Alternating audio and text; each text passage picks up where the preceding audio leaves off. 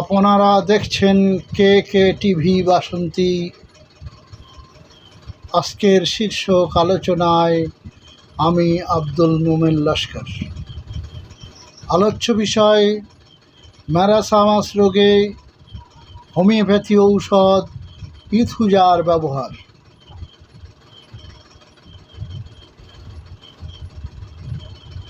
ম্যারাসামাস অতি কঠিন রোগ।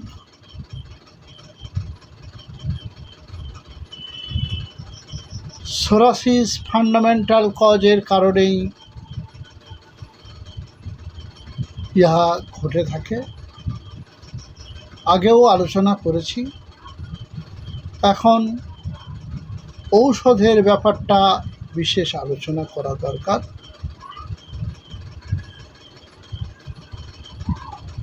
খুব সাবধান ও সতর্কতার সাথে চিকিৎসা না করলে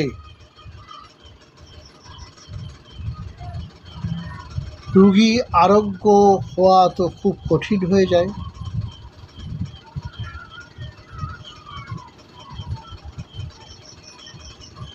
তা আপনারা লক্ষণেই বুঝতে পারবেন। ইথুজা আর শিশু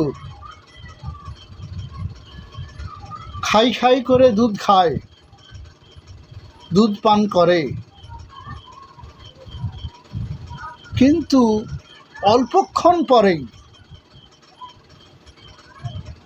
জোরে নাক মুখ দিয়ে দুধ কাটা, ছানা কাটা, অম্লগন্ধ বমি করে ফেলে, আবার নিস্তেজ হয়ে ঘুমিয়ে পড়ে, আবার খায়, ঘুম ভেঙে খাই করে ওঠে, আবার খায়,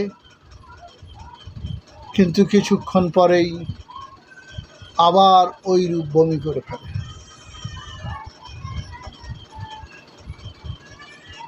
আবার খায়, আবার ওই রূপ বমি করে। দুধ কোনো কাজে লাগে না।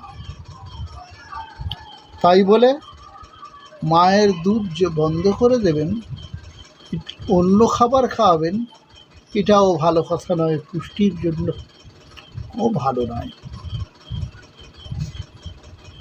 এমনভাবেই চিকিৎসা করতে হবে যেন দুগ্ধটা হজম করতে পারে, দুধ সহ্য হয়। এই চিকিৎসা করা দরকার।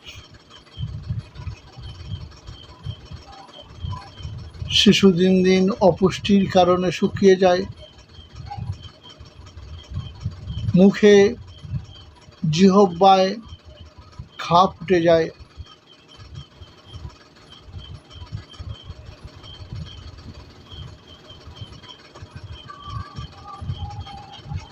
এখন এই পর্যন্তই।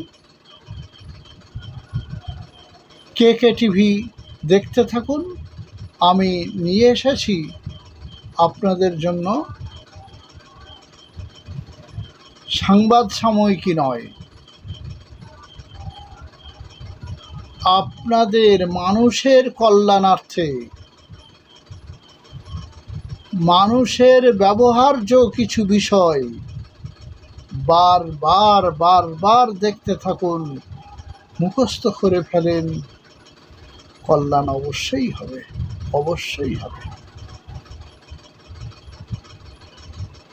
আজকের এই পর্যন্ত। পছন্দ হলে লাইক ও কমেন্ট দিয়ে জানাবেন। নতুন আসলে সাবস্ক্রাইব করে সাথে থাকবেন।